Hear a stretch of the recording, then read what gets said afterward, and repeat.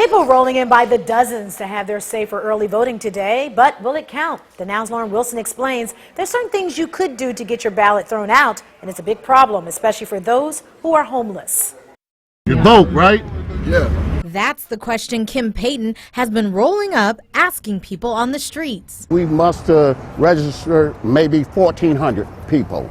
The hard part is getting them to the polls. So he's been shuttling groups of homeless people for the Northeast Ohio Coalition for Homeless, or NEOCH, to the polls for weeks now. He tells me this might be the only chance they get. We talked to a lot of them. They so proud that they voted, you know?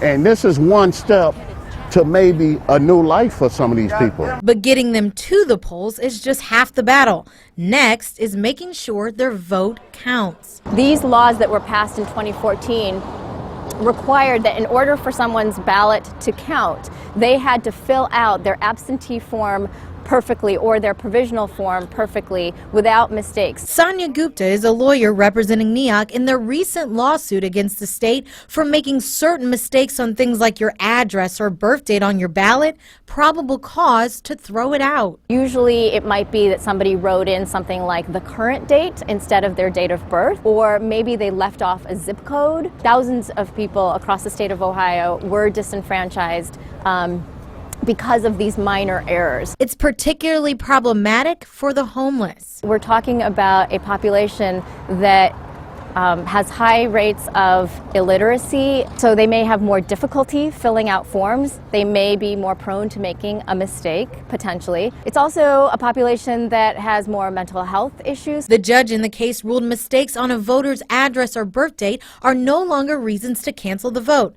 But Gupta tells me the fight isn't over. We expect that there could still be thousands of people who have their ballots thrown out in Ohio because of this law. Knowing all of that, second-time voter Rafael Hernandez told me he made extra sure to take his time. I print my name as best as I can.